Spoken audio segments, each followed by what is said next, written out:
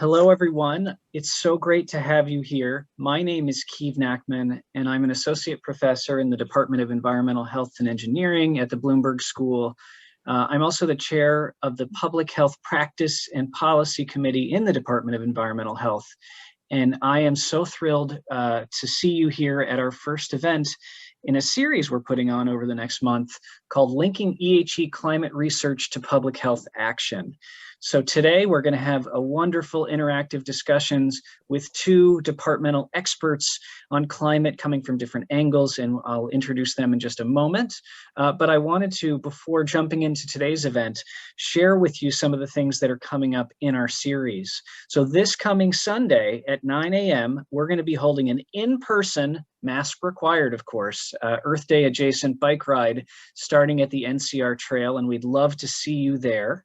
And then next Thursday, we're going to be highlighting some of the research from our faculty in the department, looking at climate in the context of practice focused on environmental justice, infrastructure, and air quality. And that will feature EHE professors Pete DiCarlo, Janae Smith, and Shima Hamidi. So we're really looking forward to that event.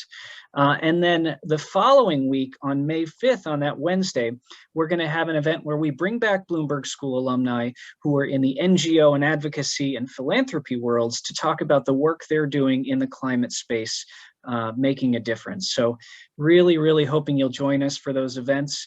All of these events are jointly sponsored by the Department of Environmental Health and Engineering, the Bloomberg School Office of Public Health Practice and Training, the Johns Hopkins Center for a Livable Future, which is one of my many homes, and the Johns Hopkins Offices of Alumni Relations and Career Services. So thanks to all of them for their support. I think we're going to have a terrific series of events. So let's get on to today's event. The timing of today's event is really terrific. We've seen, in the last couple of months, obviously, the introduction of the Biden administration's priorities. And just yesterday, the Washington Post reported that the Biden administration is getting ready to announce, some may argue aggressive, some may argue not enough, but a plan to cut emissions for the US in half by the year 2030. And I think that's a nice backdrop for the conversation that we're going to have today.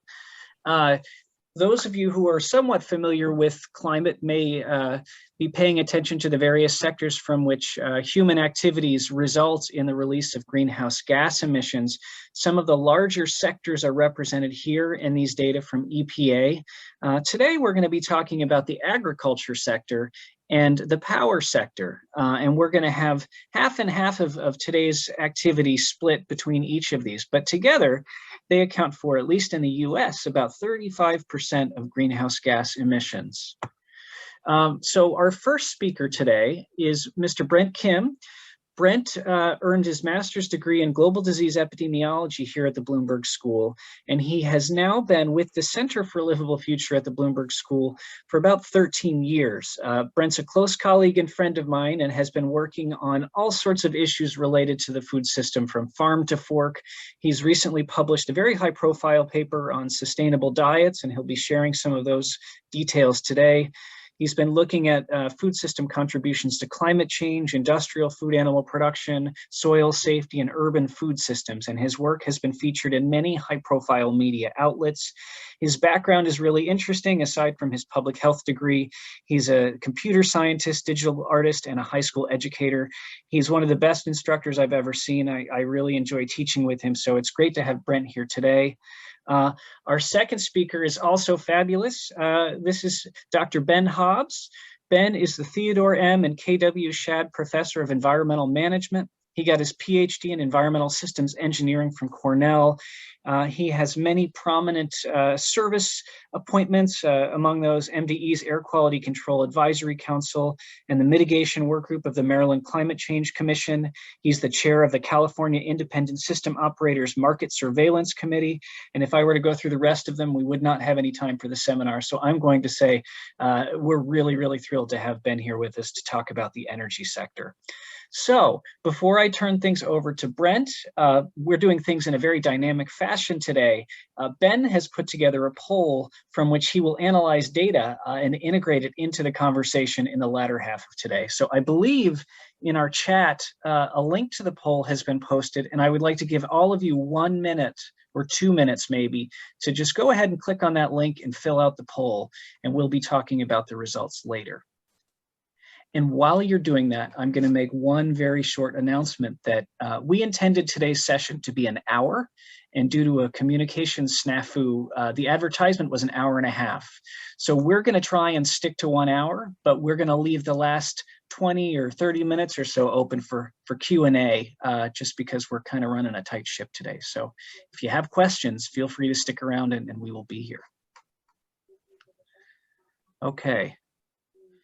So I'm gonna give you about 1 more minute for the poll. And while I do that, I'm gonna stop sharing and I will hand the ball to Mr. Kim. Keith, if I can just jump in for a second, this is Ben.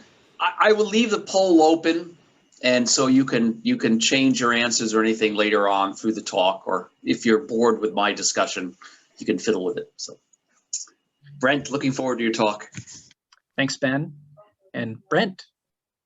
Thank you, Ben. I look forward to yours as well, and thank you, Keith, for the wonderful introduction. It's an honor to be here. It's an absolute pleasure. It's very nice to see some dear friends and familiar faces in the audience.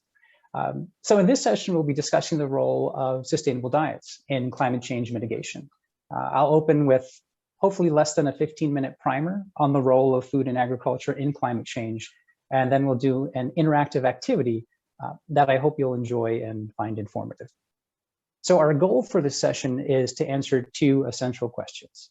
The first one is, what are the criteria for a sustainable diet? And the second criterion is, how can we use those criteria to help inform efforts to foster a more sustainable food system, one that aligns with public health, ecological, as well as climate change mitigation goals? So for some background, agriculture and the livestock sector in particular are major drivers of climate change.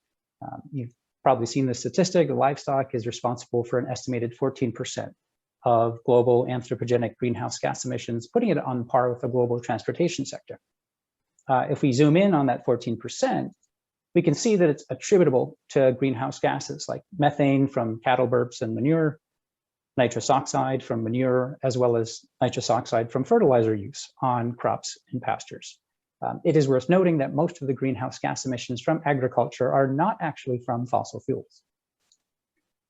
And here, if we want to take a look at some individual foods from some of our research at the center, here we have the greenhouse gas intensity of producing those foods. So the y-axis shows kilograms of carbon dioxide equivalents. So that's a standardized measure of the greenhouse gas emissions that cause climate change, per serving of the foods listed along the x-axis.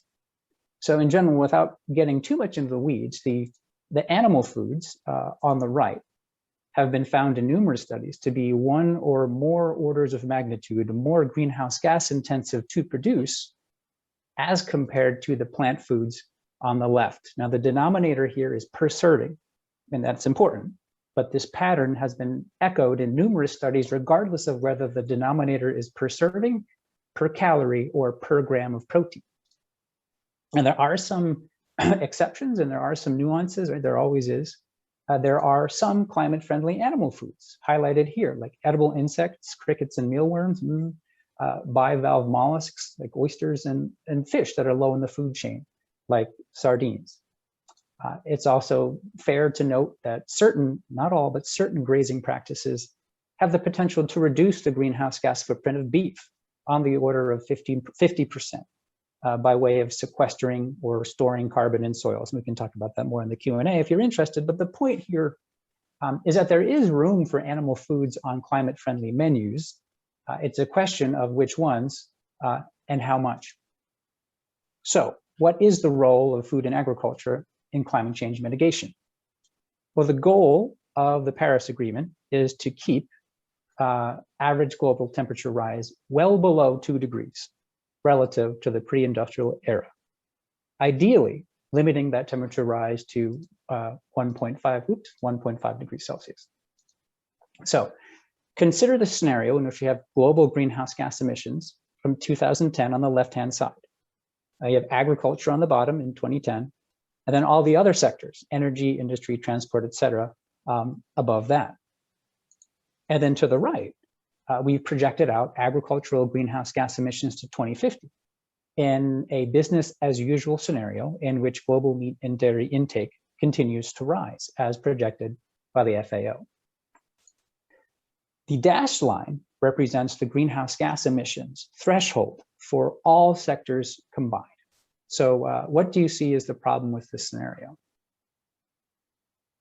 Is there anything about this that I see Anna's face? She's like, uh-oh, right? That's the same face I make, right? Because right, there's no way that the agricultural emissions will eat up almost the entire budget, right? There's no room, right? No matter how much we're successful in decarbonization, there's no room for everything else, for the total to stay below this threshold. And so we're looking at grossly overshooting those emissions targets. Now, all that being said, now, of course, there is urgency in dramatically reducing greenhouse gas emissions from the fossil fuel-driven non-agricultural sectors, right? These emissions are larger in magnitude, and unlike methane and nitrous oxide, carbon dioxide remains in the atmosphere effectively forever. So it makes sense to prioritize the yellow part.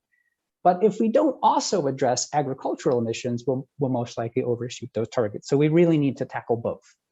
And to address the agricultural piece, numerous studies have called for 3 interventions. A shift toward plant-based diets, shown here as a 75% reduction in meat and dairy intake, reductions in food waste, and then not shown here, in addition, would be technological interventions to reduce greenhouse gas emissions from agriculture. So the focus of this session is going to be on the less meat and dairy, plant-forward shift, sustainable diets piece of this. And these messages have been reinforced throughout the scientific literature. So it's well established that we need to reduce meat and dairy intake. The question is how, right? What do those transitions look like in practice? And this is where I'm going to ask your help. So before we discuss that together, I'd like to just establish some criteria for what exactly constitutes a sustainable diet, right? Because charting a path forward, it's more complex and nuanced than just telling people, hey, you need to stop eating meat and dairy.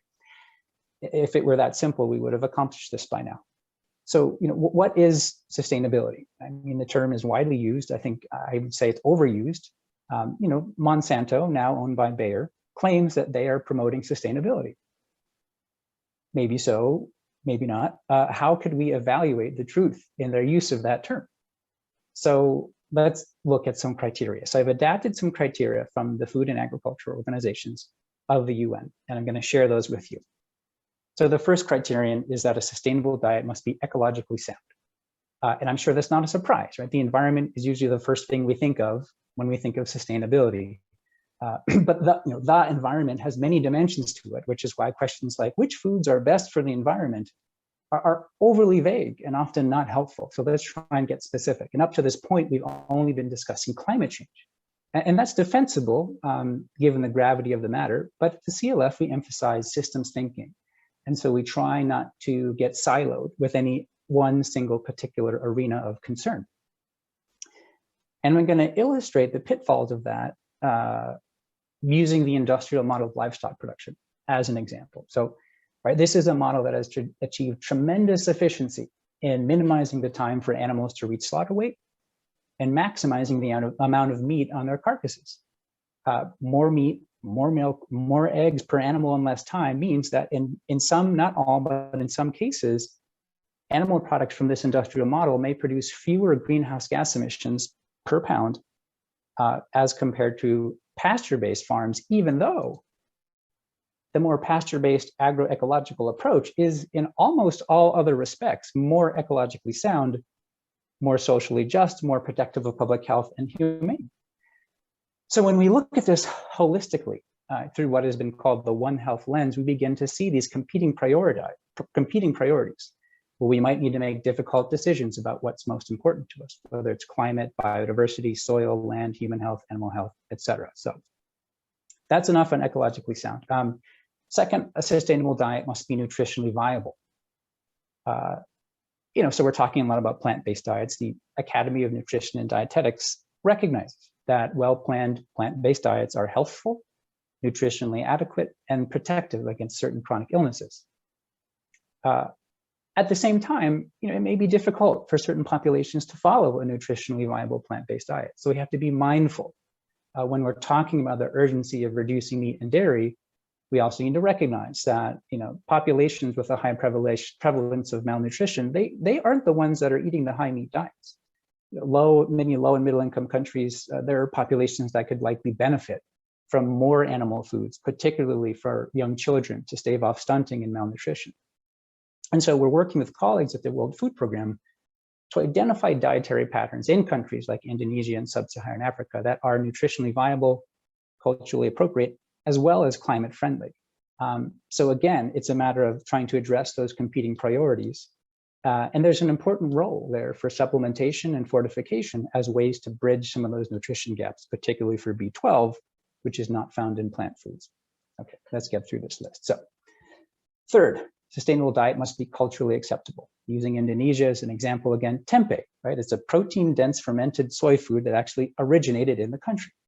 So it's a natural fit as a culturally appropriate protein source in that geographic and cultural context. It goes without saying that the foods comprising a sustainable diet must be both affordable and physically accessible. Probably familiar with the center's work in Baltimore City, for example, identifying healthy food priority areas with limited access to fruits and vegetables. And then for these last criteria, I've adapted a few from John Eichard, who's one of the leading thinkers on sustainable ag. So from the farmer's perspective, a sustainable diet is only sustainable if farmers can make a living producing those foods. And it also must be agronomically viable. So for example, Americans could not continue eating meat at current levels while also making a complete shift to pasture-based organic meat, because there would not be nearly enough agricultural land to achieve this. So the agronomically viable alternative would be, yes, we can and probably should shift away from the industrial model, but we would also need to dramatically reduce the amount we consume. And last but not at all least, John Eichard, and I would agree, argues that a food system is not sustainable if it serves some citizens, but not others. Thus, it must also be socially just. Now for the interactive part. So there are many factors to consider when we're thinking about a shift to sustainable diets. And most of these factors vary widely by geographic and cultural context. And most of you have lived and worked in different parts of the globe. So what I'd like to ask of you is to think of a place that you're familiar with. It could be a region, a country, or even a specific city. It could be anywhere in the world. It could be Baltimore. And I'd like you to think of at least one way in which any of these criteria present either a challenge or an opportunity to promote sustainable diets in your location. So for example, I mentioned Indonesia earlier. Tempeh and sardines are two low food chain foods that are ecologically sound, physically accessible, nutrient dense, and culturally appropriate in that country context.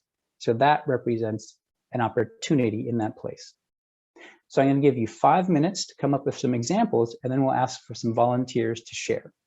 And while you're doing that, as you're thinking of this, I've left a blank slide here in case we don't have time to get everyone to speak. You can use the annotation feature to jot down some notes on the right-hand side of this slide. Just, shorthand, what's the place you're thinking of, what's the criteria, and what's the opportunity or the challenge. So if there are no questions, we'll go ahead and start that activity now. Okay, take it away. I'm going to start a 5-minute timer.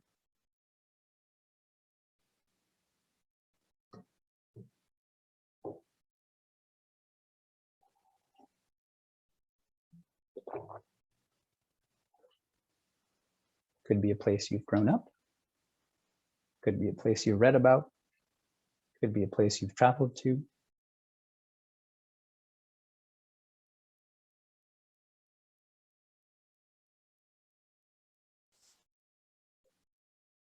Does anyone not know how to use the annotation feature?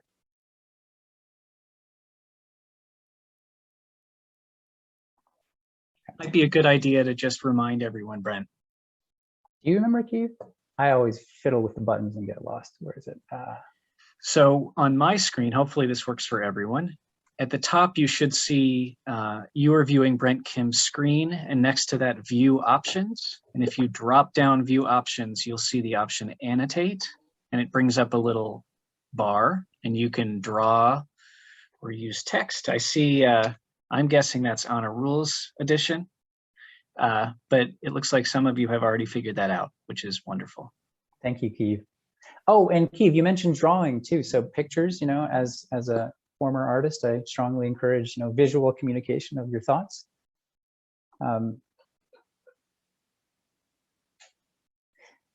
Anna, I hope you don't mind that I share this, but I always remember a story you told me about a particular succulent that is edible, that you grew near your childhood home, and that you were delighted to find it in Baltimore. And ever since you told me that story, I see it everywhere.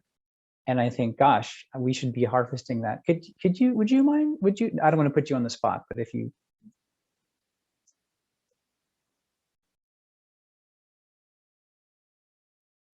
I think you're muted. Okay, can you hear me? I can hear you now, yes.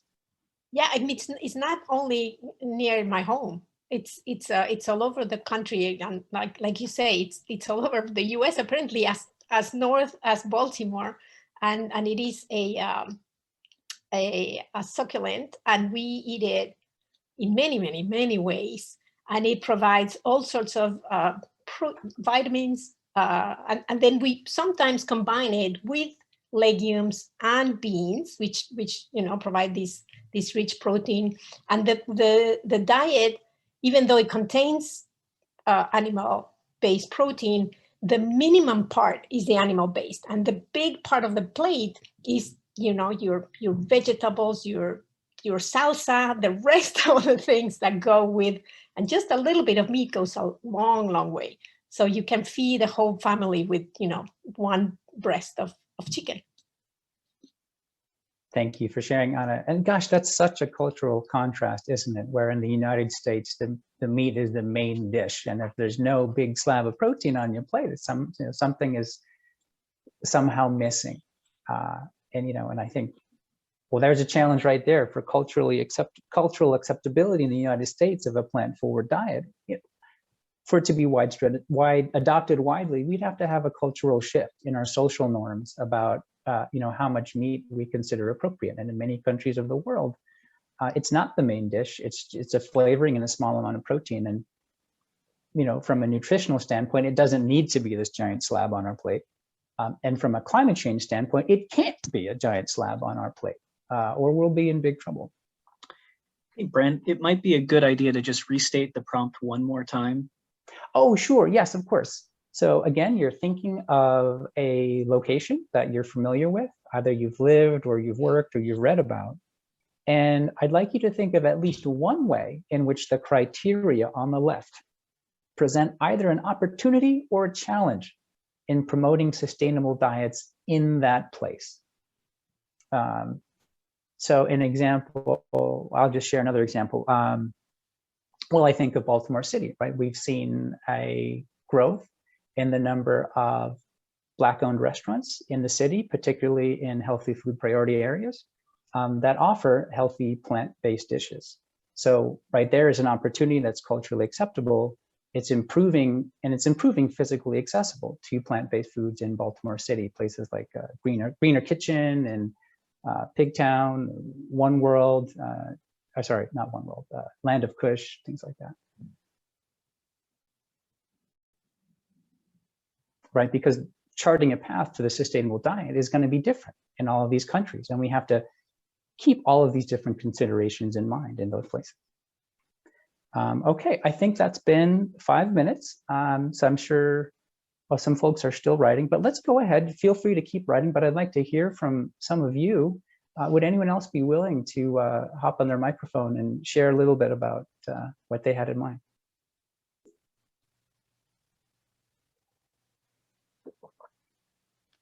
I don't know, Keith, should we call on people? Is that cruel? Brent, we're getting a couple of comments in the chat. Okay.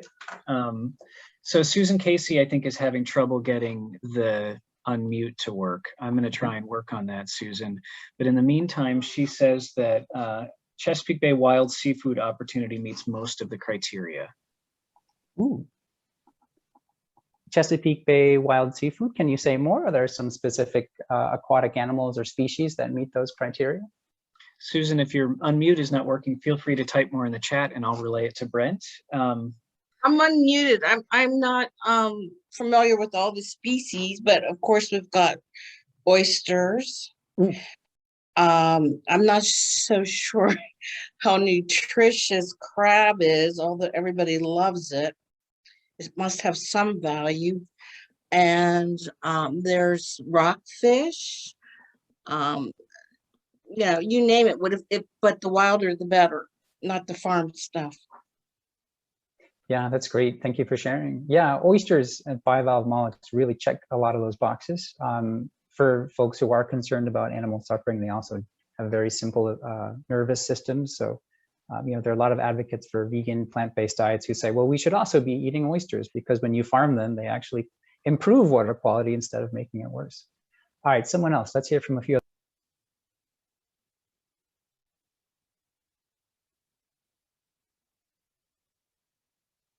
Muted. I muted myself too. Oh. Lais, I saw you had your hand raised. Love to hear from you. Hi, Keith. Hi, Brent. Hi, everyone. So I'm from Brazil and I'm currently in Brazil. And it's interesting to see how the COVID crisis is sort of driving the economic factors and the economic viability of sustainable diets and changing a bit of the underlying picture. Brazil is a large meat producer, has traditionally had a very meat-centric diet, but the high meat prices and high inflation, unemployment, and people losing their purchasing power is driving people to consider vegetarian alternatives. And there is a few different social movements pushing, vegan for poor people. And what's interesting about the use of, Twitter and Instagram is that a lot of these conversations overlap with some of the more long-standing conversation from organic producers and agronomists to use or foraging, even like the punks thing is a pretty big one these days. It's all over Instagram. There are a lot of chefs that are basically using non-conventional plant foods or trying to rescue some of the biodiversity and plant species that can be foraged and eaten, and bringing those back from previously common. So talking with my grandma, like on all of the plant varieties that used to be part of their daily intake and are now something that we don't find anymore at the supermarket. So that kind of combines cultural acceptability, nutritional viability, affordability, and I'm not sure about the agronomically and economical aspects of production as some of these foods are foraged, but I think it's overall a pretty positive movement that I see. Wow, that's fascinating. Thank you very much for sharing. It's amazing to see, the different changes to our food systems and the opportunities that are popping up because of COVID. Would you mind sharing just one example of food that is commonly foraged in that area? There are a lot of greens that are foraged, a lot of green leaves that I wouldn't even be able to translate. There's one that sounds like a prayer almost. It's a noble god something. Wow. But there are all these types of different dark green vegetables and plant foods that I would never be able to translate right now. I could try to look for them online and send some links as we go along. That's great. Thank you. Yeah, foraging, it's a topic that Keith and I are quite familiar with. We did some research in Baltimore City, interviewing different foragers to see what they were eating. And they were the two most hardcore foragers that we met. I think were able to get, was it something like 15 to 20% of their calories on the order of that from foraged foods. But they spend probably most of their time doing that. So I think it has tremendous potential as a way to supplement diets. But then the challenge is the amount of time to go out and get those foods. But it's not just about calories, right? Like you said, you alluded to the fact that people are able to acquire things that they might not otherwise find in their grocery store. And just the connection to nature and the delight of finding that in the wild is priceless. I want to be sensitive to time. Keith, do you think we have time for one more volunteer, or do you think we should wrap it up? We could always, talk about this more at the end, maybe. I think we can do one more volunteer. Okay, we do have one more who'd like to share. I see Paul has his hand raised. Paul. Yeah, so I'm from like South Central Pennsylvania, and around me there's a lot of dairy farms and dairy industry. And like one challenge to a sustainable diet, I think, would be, especially if like economically viable, or for the producers, because it's just like such a large lifestyle, and it like generates so much money for them to reduce the dairy industry. Like to have a more sustainable diet would be like a big challenge for them. Yeah, that point is very well taken, Paul. And that's a very real challenge. I mean, we see the same thing, speaking to poultry growers on the Eastern Shore. And I've met them face to face, and I've talked about some of the public health concerns, and they reply back, well, I'm just doing what generations before me have done. I'm locked into this economic model. I'm doing my best to grow food for people. So I think, when we're having this conversation about making these kinds of shifts, I think it's very important that we just have sympathy and understanding, and particularly for farmers, and meet them where they are, not placing blame on them, but recognizing that they're some of the hardest working people in the world who are doing their best. And it's not a matter of shutting them out, but instead inviting to the table and helping them to make those transition to more sustainable alternatives. And can be very difficult, particularly in the industrial model where people get locked into contracts. So, well, thank you. It was a delight seeing you all, and I loved hearing from all of you. We might have some more time at the end to continue this conversation, but I want to make sure we have enough time for our next panelist. So thank you for sharing. Hopefully it's clear, hopefully it's been made evident that there are so many factors to consider when charting a path to a sustainable diet. There's no question that we need to be eating lower in the food chain, whether that's plants or crickets. But there's no one size fits all approach to get there. And if we are to succeed in mitigating agricultural greenhouse gas emissions, I believe it will require a holistic approach that takes all of these factors into consideration, working with stakeholders around the world. So thank you again. Thank you so much, Brent. That was terrific. I think we are ready now I see hands with questions. So just want to reiterate that we are going to take some time after Ben's presentation to field questions for both Brent and Ben. So hang on to those questions. We do want to hear from you. But Ben, I'd love to invite you to go ahead and start. Thank you so much for being with us today. Sure. And can you hear me? We can. Okay. The wind has really been blowing up in my neighborhood and has been interrupting the internet. So I may disappear momentarily and then come back. But anyway, this discussion has made me really hungry. So I hope there are no questions so I can go and eat lunch at 1 o'clock. I'm going to talk about the same pie chart that Keith introduced, and two parts of it. There's the agriculture part, and then there's electricity generation. I work in electricity. My research is all about mathematical and economic methods to incentivize the power industry to clean up its act. And I've been working since 1974 in that area, and have been at Hopkins for 25 years.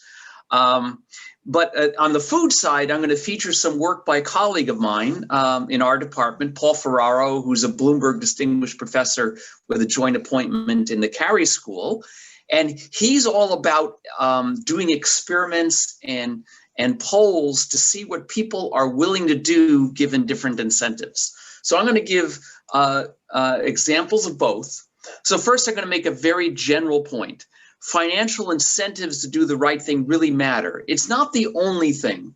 Social norms and examples of behavior and information can all make a huge difference in, for example, our choices of diet also. But prices do matter, and I'll give a couple of examples of that. And then I'm going to we're going to take a look at the poll that I asked you all to fill out, and you can still fill it out if you'd like. This is from a paper that Paul has written with some colleagues at University of Delaware, where they looked at people's willingness to sacrifice beef from their diet. And what does that translate into reduced carbon dioxide and an implicit cost per ton carbon dioxide? Is it similar to what it costs to remove carbon dioxide by other means? For example, by using wind rather than natural gas in our electric system. And then finally, I'll talk about my area, which is in the electric power. And I'm going to look back 60 years. We've had twists and turns and so many surprises in the industry, and we've got so many surprises coming ahead of us. I'm going to argue that what we need is a general incentive to clean up your act, to pay people for performance, for emitting less. And the solutions to our problems for lowering greenhouse gases are going to come from very surprising places. In other words, we shouldn't be mandating that what we should, like California does, we should install 2,000 megawatts of batteries and that's our answer. Rather, we need flexibility. So incentives matter. What is this? This is one of the prisoner ships that brought prisoners to Australia. When prisoners were first brought to Australia in the 1700s, up to 1/3 of the prisoners would die. Now, why did that happen? And this is obviously immoral, but there was also economic incentives at work. Captains were paid by the number of prisoners who walked onto their ship, and then captains would be able to sell any leftover food when they got to Australia and make more money. So the incentive was to short ration the prisoners, and maybe not, up to 1/3 of them would die, but then you'd have this food left over. Obviously immoral and horrifying, but they changed the incentive. They started paying the captains based on how many people could walk off the ship under their own locomotion or their own power at the end, and the death rate fell to less than 1%.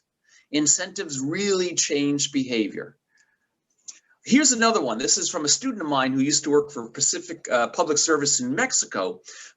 Her utility, and she helped develop this program, would pay you if you installed photovoltaic panels or wind turbines, and then use the power yourself on site. They pay you 15 cents a kilowatt hour, which is a pretty good rate. So one clever person did this. He put in the PV panels, and then he installed this energy using device. Does anybody know what this is? You can unmute and say. You all have one at home, but he's augmented it. A refrigerator. Yes, he got some used refrigerators, and he also got some water heaters. He used the electricity from the PV panels to heat the water, and then he ran the water through refrigerators to cool them, and then back to the water heater. And that way he got 15 cents, which turned out to be more than the cost of the panels. And here he very proudly talks about it to the Alamogordo Daily News. Now, does this further our environmental objectives as a society? Does this further our economic objectives? No, it's a complete waste of money. The government of Northern Ireland fell a couple of years ago over a similar wasteful scheme.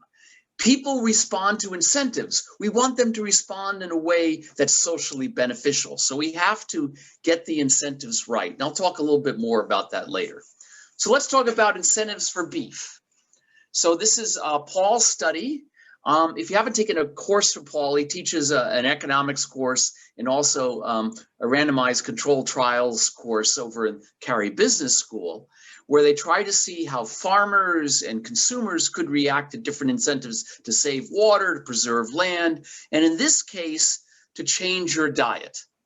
So American beef consumption is something on the order of 80 pounds a year. So that's like a quarter pounder every day, McDonald's quarter pounder every day. And for every kilogram of meat, there's roughly 20 kilograms of CO2 equivalent emissions, including methane, something like that. Brent was talking some of these numbers.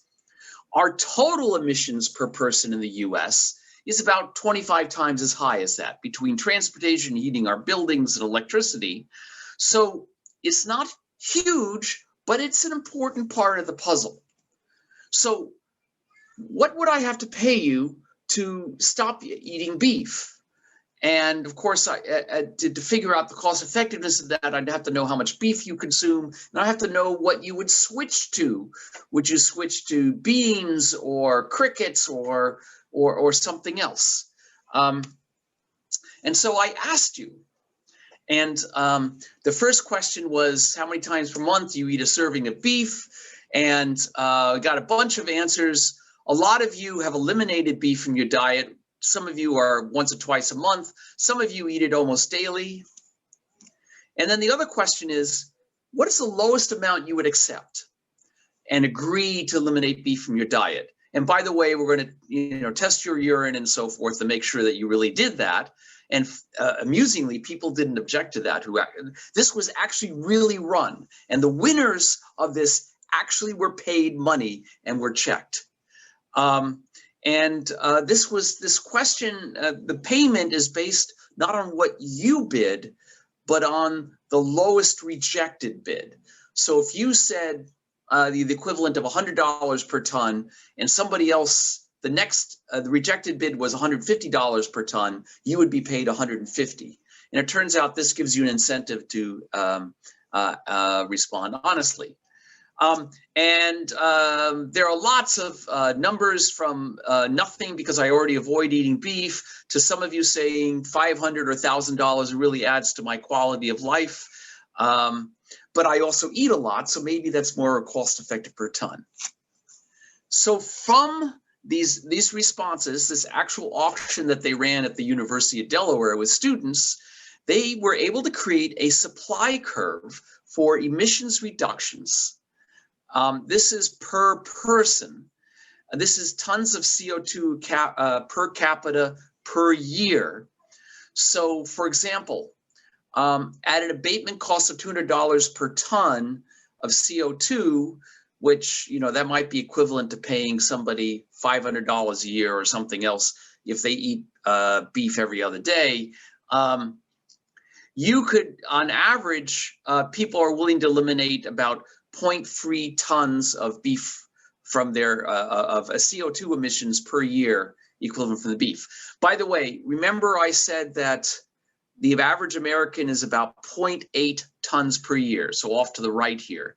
So it looks like if we're willing to pay up to $500 per ton, we could eliminate about half of that or so. But there are a lot of people who are willing to eliminate it at a smaller price. And you can compare this. They also looked at driving habits. Are people willing to give up driving their car or to drive less? And they actually checked odometers. It turns out people are more willing to give up beef on a dollar per ton basis than to give up driving. Now, to compare this to what I do in the electric power sector, the cost of eliminating the CO2 from power plants by switching from coal to natural gas, which has about half of the CO2 emissions, is about $10 or $20 a ton, a good deal less than this.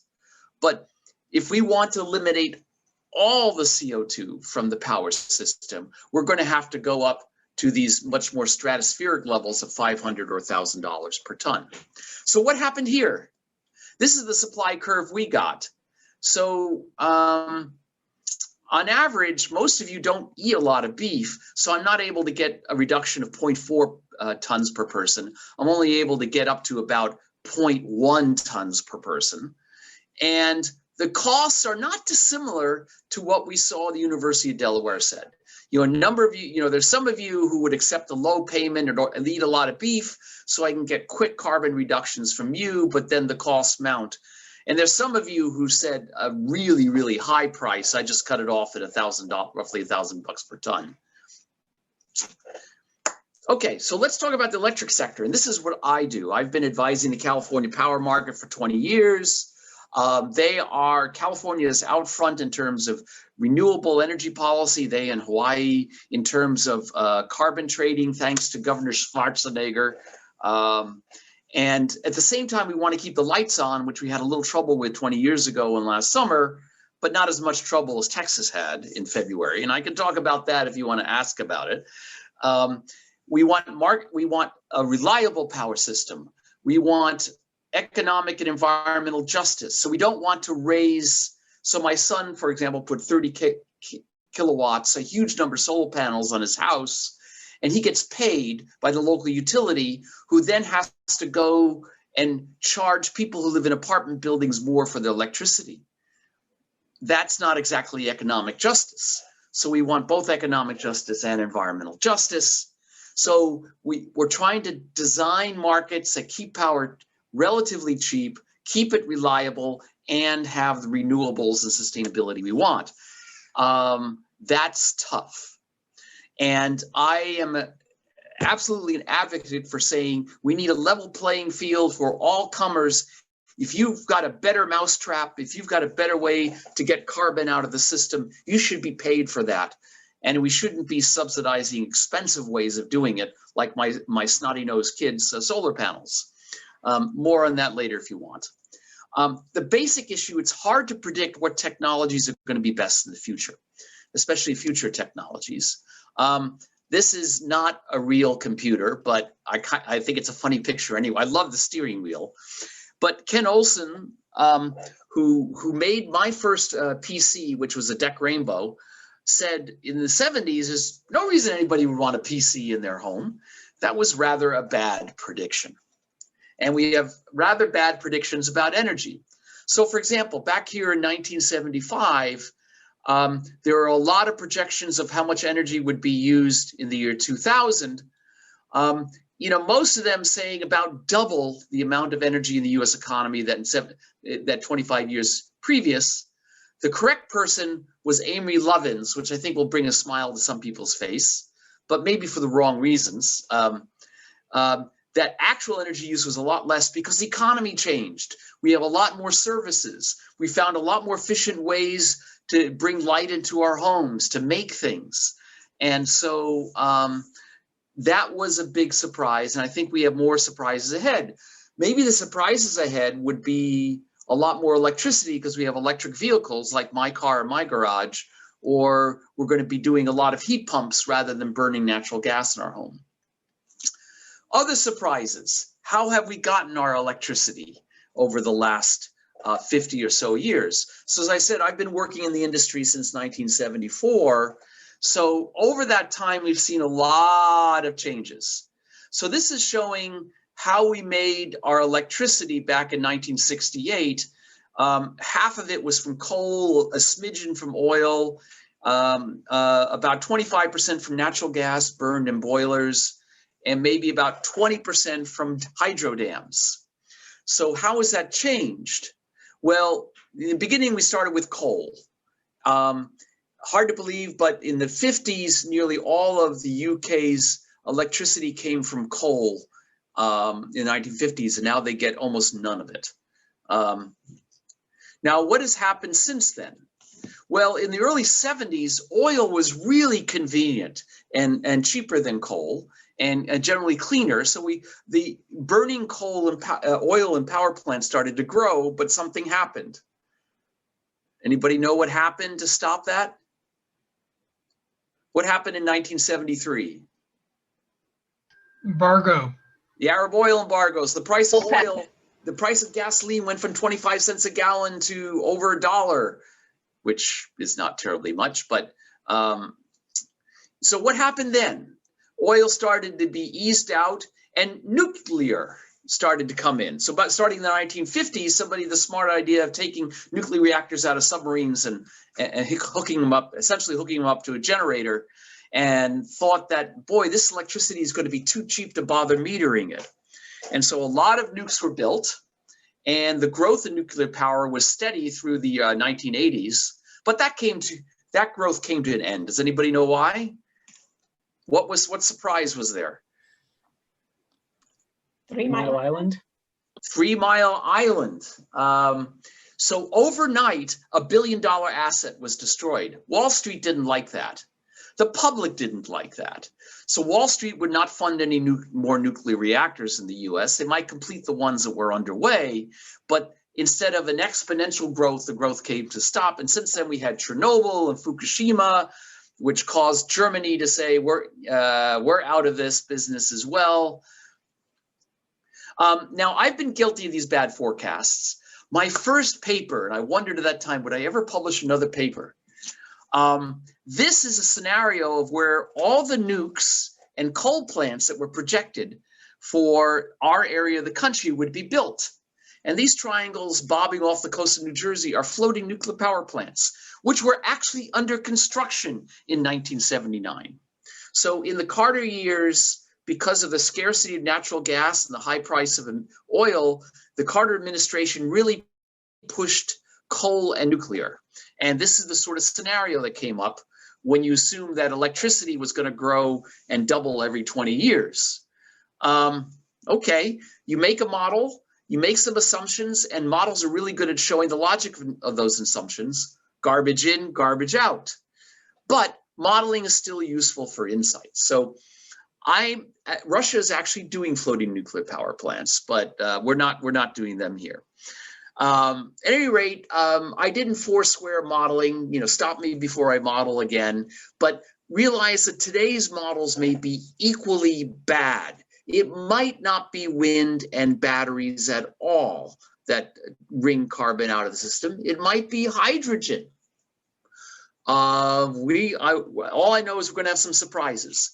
So another surprise was Reagan deregulated natural gas and the price fell, and suddenly gas was, of course, cleaner than coal and wound up being as cheap or a lot cheaper. So we had the dash to gas, and that was the new technology.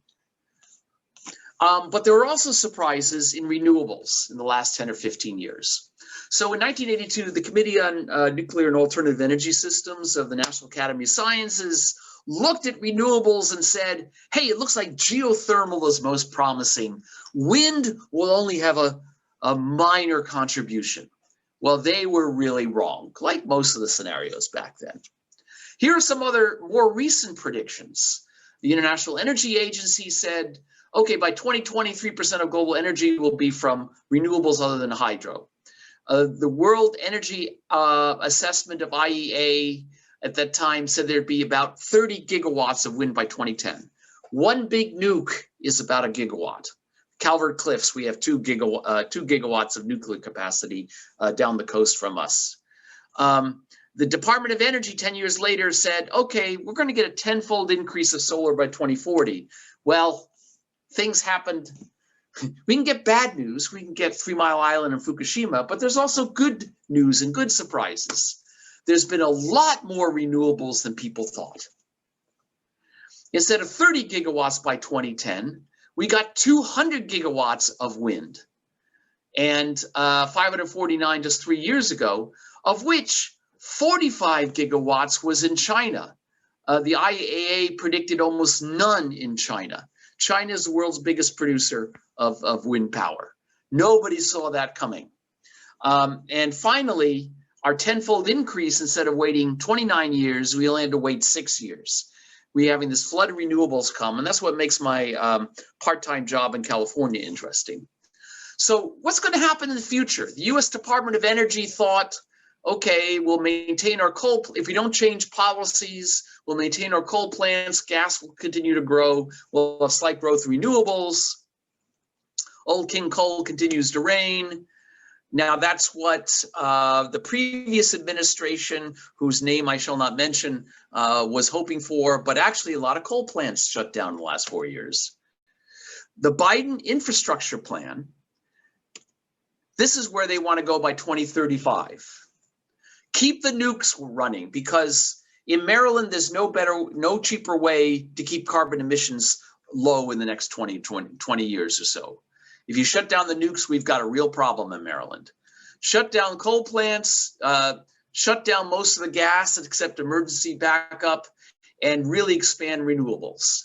Now, which of those will happen? I'm sure these will both look ridiculous in 10 or 15 years because we're going to get big surprises. So let me conclude. And so I keep hammering this point home. Financial incentives matter. Markets really do work. It's not the only way we should make these decisions. We have to recognize the importance of norms. We have to recognize the importance of government leadership and R&D in making technologies available, in providing information to the public. But the private market can be very efficient in attaining our environmental goals. And we need the market because we need to pay for carbon reductions and we don't know where they're going to come from. So we have people right now, for example, Jonah Erlenbacher in materials science, or Susanna Tan in electrical engineering, working on brand new technologies to convert natural gas to hydrogen and solid carbon, which you can then sequester in Jonah's case, and Susanna coming up with more efficient photos and a lot cheaper photo cells that you can wear on your hat if you want, for example. So here's an example of where giving an incentive, waving that carrot before power plant owners made a huge difference in emissions and in public health. So this particular emissions arguably killed about 30,000 to 50,000 people per year in the Eastern United States. And I won't say what it was, but in 1990, a law was passed, the Clean Air Act amendments, which in 1995, which said that by 1995, you had to cut things by 25% this particular emission, and then by the year 2000, cut it in half. And this is what's actually happened to those emissions since then, as it's basically a cap and trade. You cap the emissions, you gave the emissions allowances away, but only half as many as the market would have liked back here. And then for those, if it's cheap for you to control the price of allowances, said, oh, I should really eliminate my emissions and sell my extra allowances to somebody else for whom it's expensive to control. And this is the result, a 93% reduction in these emissions and a huge improvement in public health. So does anybody know what this pollutant is? SO2. Yeah. And so there it is. It's SO2, which causes acid rain, which causes material damage, which leads to fine sulfate particulates, which have been blamed for these 30 to 50,000 deaths. And this is a conclusion by Stavens and Schmalensee, who are economists at Harvard and MIT, respectively, that the way it was proposed to solve the acid rain problem by Senator George Mitchell of Maine in the 1980s, he's a lawyer. And so he said, let's do the simple solution. Take the 50 dirtiest power plants, force them all to have scrubbers. That would have cost $10 to $20 billion per year. Instead, President Bush, the first President Bush, who called himself the environmental president, and was it Andrew Dudek of the Environmental Defense Fund, got together and said, let's do it smarter. Let's provide an economic incentive to reduce sulfur dioxide. First proposed by Senator Proxmire of Wisconsin, that if you tax it and then let people figure out the best way of reducing it. It might not be to put 50 scrubbers. It might not be the lawyer's solution. And that's in fact what happened. Industry supported it, environmentalists supported it, and this is the result that we saw. And the cost was less than $2 billion a year, an 80 or 90% reduction from George Mitchell's proposal. Now, George Mitchell was a great guy, a great lawyer, but lawyers don't necessarily make good environmental policy. We cannot afford to wring carbon out of our economy the George Mitchell lawyer way. We have to provide a systemic price throughout the entire economy so that we do it as efficiently as possible. Otherwise, we won't meet our carbon reduction goals because we won't be able to afford to meet it. The program will collapse of its own weight. We'll get less environmental improvement and higher costs than we need to. And we have lots of other goals, providing medical care to everybody in this society, achieving our economic justice goals. And if we reduce carbon in a stupid, costly manner, for example, by bribing consumers to put in solar panels and then install refrigerators to waste the electricity, we're not going to meet any of our societal goals. People think of smart ways to do it. And what Stavens and Schmalensee said, They found different ways to mix coal. They used different fuels. They figured out how to shift their power plant production to cleaner plants at a very low cost, and how to build more cost-effective ways to remove sulfur dioxide. And we will have similar innovation for carbon dioxide if we only put a price on it. And so that concludes this. And Keith and Brent, I guess we have some time for questions. All right. Well, thank you so much, Ben and Brent. This was really fabulous. We do have some time for questions. I like that, Ben. Thank you. I'm going to just put up a slide before we dive into the questions. I want to remind everybody about 2 events. Again, we're going to do the Earth Day adjacent bike ride on Sunday. I'm going to paste the link to that registration in the chat in just a moment. And then next Thursday, we're going to hear from 3 EHE professors about environmental justice, infrastructure, and air pollution. But on that note, Ben, I wanted to start with a question for you, and I know we have some in the chat, about sulfur dioxide and cap and trade. So there's a lot of consternation in the environmental world about the injustice aspect of cap and trade, in that, we may be achieving a global reduction in emissions, but at the same time, for those facilities where reducing emissions is actually very expensive, we're localizing the emissions for at least some period of time in those locales, and thus, disproportionately exposing people who may be in the airstream of those facilities.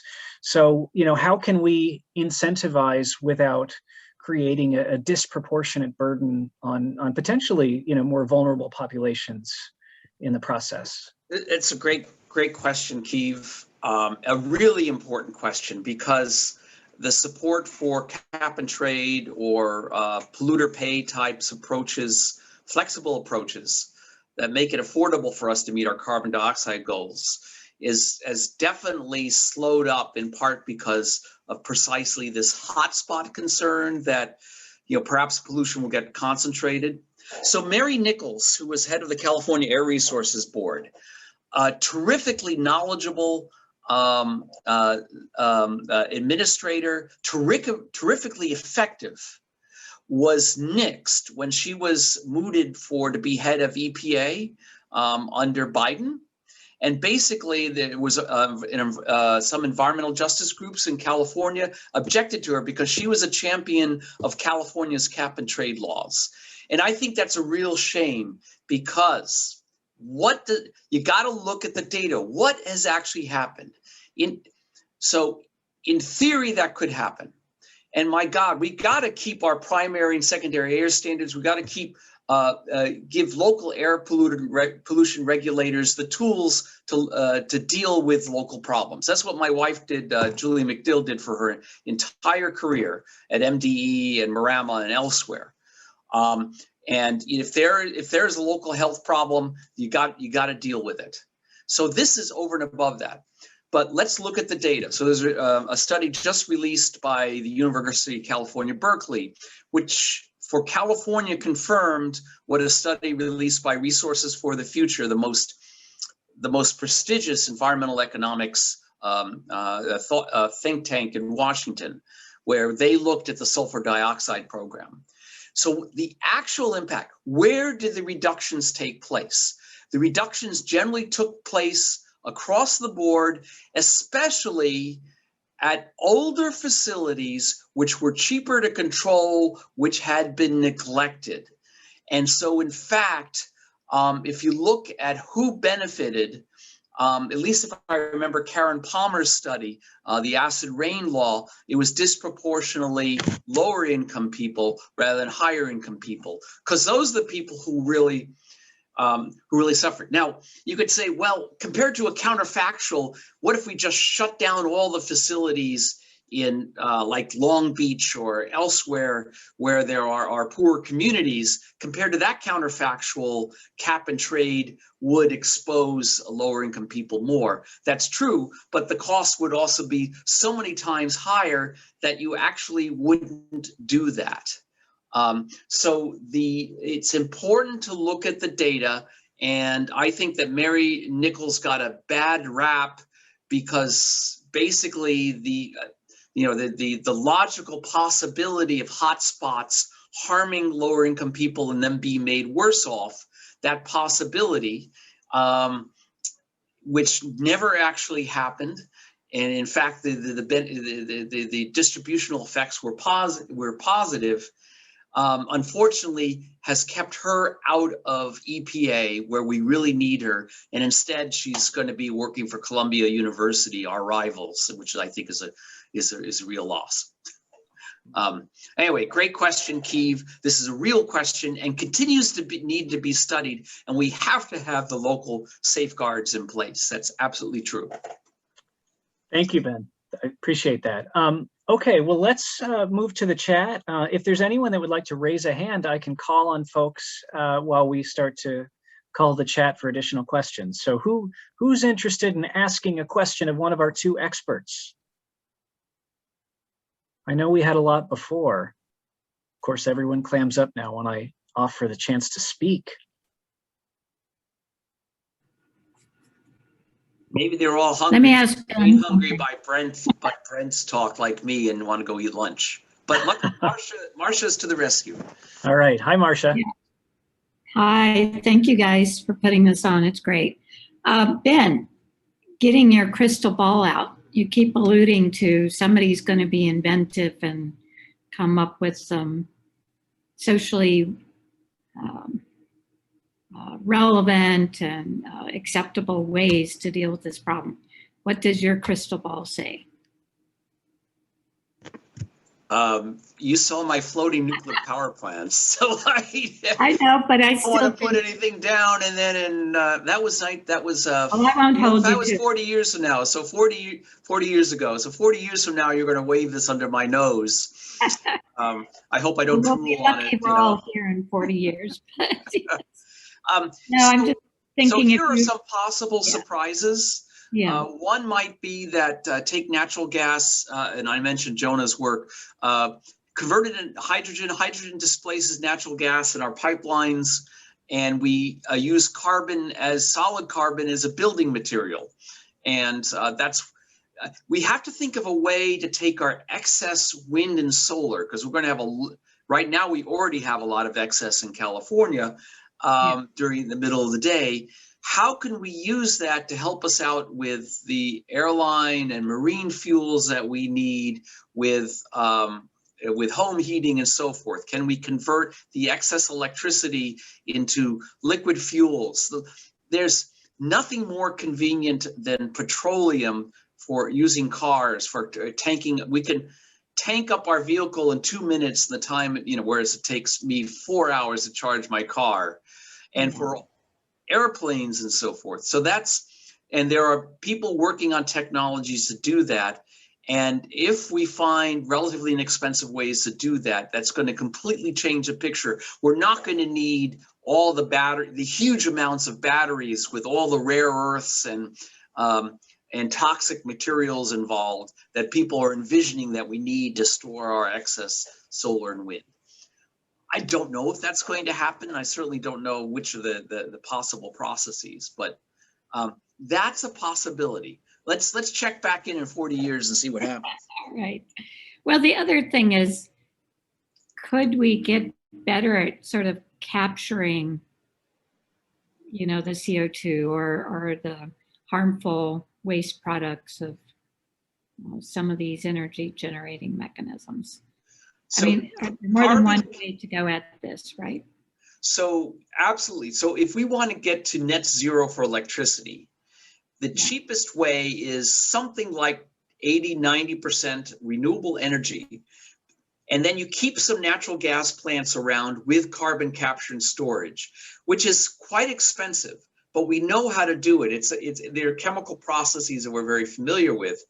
That is a lot cheaper than saying, well, we got to do 100% renewables and somehow figure a way of storing it.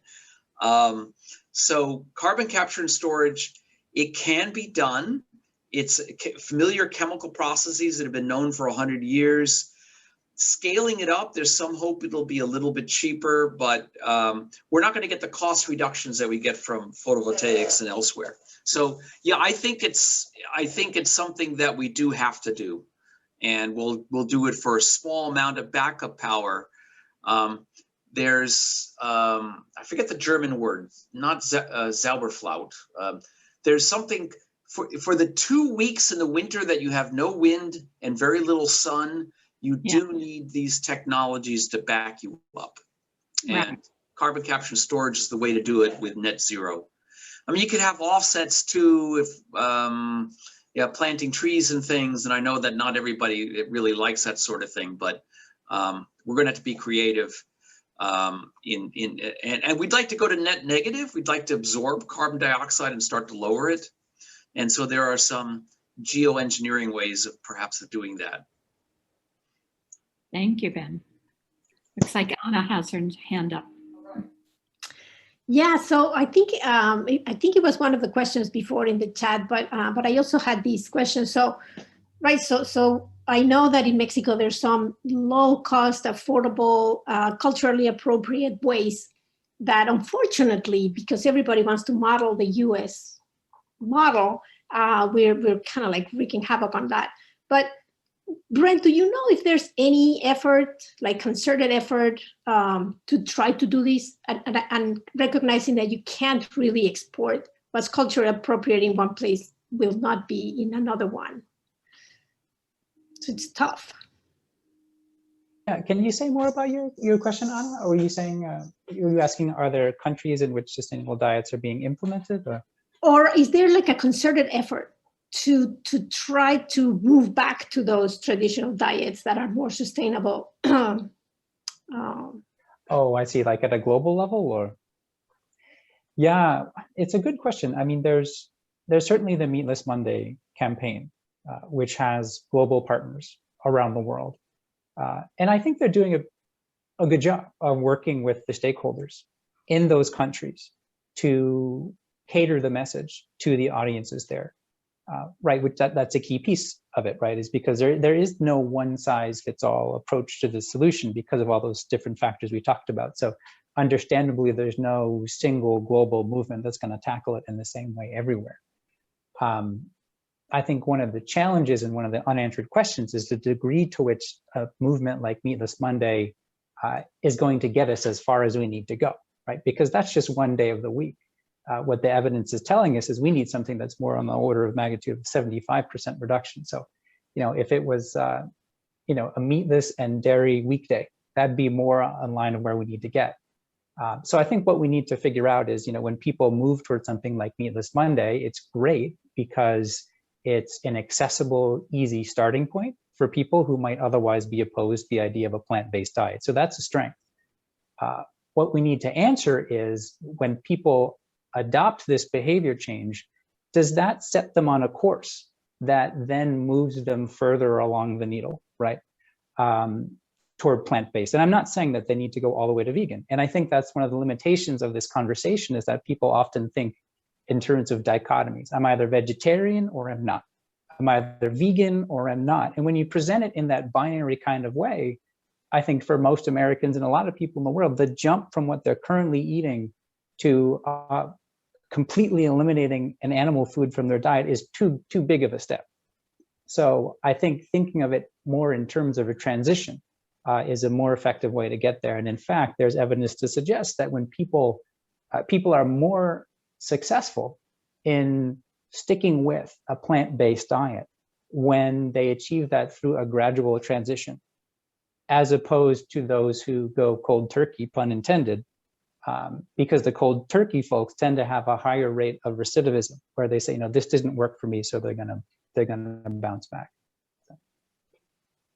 But it seems also the U.S. could do more in sort of de-glamorizing the meat diet, because a lot of the world considers meat in the diet as a mark of success or affluence.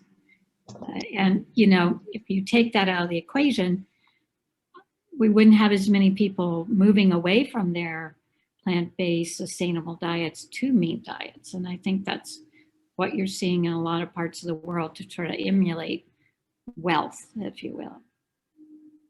Yeah, absolutely, Marcia. I completely agree. And I think, at the heart of the challenge is often our cultural perceptions of what meat means to people in different societies. You talked about meat as a symbol of status. I think in the United States, meat can also be a symbol of masculinity and strength. And I think those are social norms that take a long time to change, but I am seeing, at least anecdotally, I am seeing the needle move on that. But yeah, absolutely. Those are certainly barriers that we need to tackle. There are some, which might be strong language, but so there are some writers who refer to it as carnism, this almost, obsessive cult-like interest in high meat diets. I mean, we see it with, paleo. Actually, we've done some research looking at paleo and Whole30 or carnism, some of these diets that are almost exclusively animal foods. And of course, they argue like, oh, yes, but we're eating wild boar when we go paleo because that's what cavemen. But I mean, how many people on paleo do you know who are actually eating wild boar? I mean, come on, they're eating hot dogs. So, and we've actually modeled some of those, extremely high meat diets. And the U.S. baseline diet-related greenhouse gas footprint already grossly overshoots the climate target. But then when you go from there to paleo, I mean, we're talking about 300 or 400% where we need to be. Yeah. I always find it interesting with those advocating that diet. They seem to think somehow what we did in the past was healthy. Well, they kind of forget to factor in the fact that people didn't live to their 70s and 80s on a paleo diet, right? Right. Absolutely. Yeah. I just want to. Olin has his hand up. Yeah, I was going to say, Olin, nice to see you. Would you like to go ahead and ask your question? Yeah, thank you, guys. I just thought I'd bounce off what you guys are saying because hypothetically, if I was a male student at Hopkins and I interacted with a lot of other male students and athletes and perhaps fraternity members and friends, I feel like I see a lot of people who are in fact sort of enamored by meat and who scoff and raise their chins at Meatless Mondays and things like that. So I'm curious, Brent, if you have any sort of suggestions on how to have conversations with these sorts of people in a way that it's not, they don't feel like they're being condescended upon or where they can make sort of gradual transitions.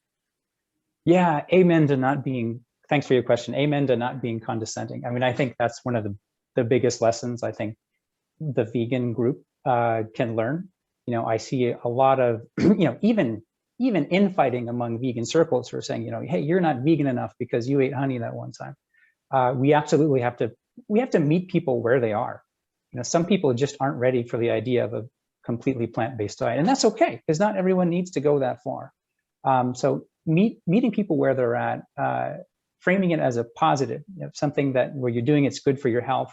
There are, I think one of the things that's, I'm not a behavior change expert, but anecdotally, something that I've seen is very powerful is the number of successful vegan athletes. We have an Olympic powerlifter who's Kendrick, I'm forgetting his last name. He's been vegan for decades. We have vegan triathletes. I think looking to them as a model for what can be achieved on a plant-based diet can really help, particularly when you're talking to athletes who might be concerned about athletic performance. They might be worried about protein, things like that. So I think having those role models out there is extremely powerful and helpful. And again, just meeting them where they're at. Thanks for your question, Olin, and thanks, Brent. So we have one last question. I know Ben has to go teach. Ben, do we have time for you to do one more? Absolutely. Okay. So, I just told my class I'll be showing up a minute before class. So I've got 9 minutes. We appreciate your time, Ben. So quickly, Janice asks, could we use excess wind and solar energy to pump water to higher elevations and then release it to hydroturbines to generate electricity? Would this be efficient? Lake Powell, or are facilities like Lake Powell already running at maximum levels? So that's a terrific idea, and it's basically treating a water reservoir as a big battery. So you have to have an upper reservoir and a lower reservoir. So you can pump water up at night or in the middle of the day if you have a lot of solar power, and then run it back down when you really need it. So this is called pump storage and is already used a lot. Some of you may have gone to school in Massachusetts. There's something called the Northfield facility north of Springfield, Massachusetts. We have one in PJM. In the lovely Wicklow Mountains of Ireland. It's strange, you're going across these lovely mountains and suddenly there's an upper reservoir. It's Ireland's pump storage facility. So you could do it. It's a bit expensive, and some of you who are my age may remember the Storm King controversy in the Hudson River. That's what really got Pete Seeger going, and the Hudson River. So Storm King, Con Ed was going to put a reservoir on top of Storm King above the Hudson River, and they were going to do that. And the issue there was that you would turn a lot of small striped bass into fish paste. So there are environmental issues. Pump storage is still a possibility in some places. It's a big deal in California where, for example, PG&E has a series of reservoirs, one above the others, so it's very easy for them to release water and then pump it back uphill. So so the value of this storage is definitely going up, but most storage that's being built in the future will be battery storage. It's just a lot cheaper, and you don't have the environmental permitting issues that you get with plunking reservoirs down in pristine areas. All right, well, thank you, Ben. Thanks to all of you for coming today. This was fabulous. Once again, I just want to do a round of applause for our two experts. This was a tremendous kickoff of our Climate in Practice events. Thank you. And I hope you'll join us on Sunday and next Thursday. Everyone have a great rest of your week.